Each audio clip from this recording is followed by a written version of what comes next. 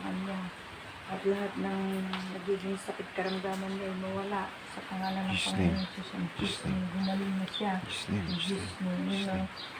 Lord, ang inyong ipa-birthday sa kanyang kagalingan, kanyang Yes, kalakasan. Lord. At mga puli siya ay maging maayos ang kanyang pakiramdam, maming gabi, maliwas ang kanyang kaisipan. Jesus' At name. maraming pong salamat, Lord, sa binigay mo pong pagpapala sa amin. Yes, Lord. Ganun din, Panginoon, ganun din sa aking anak na si Maribel, Panginoon, na nagbigay niya sa kanyang kuya.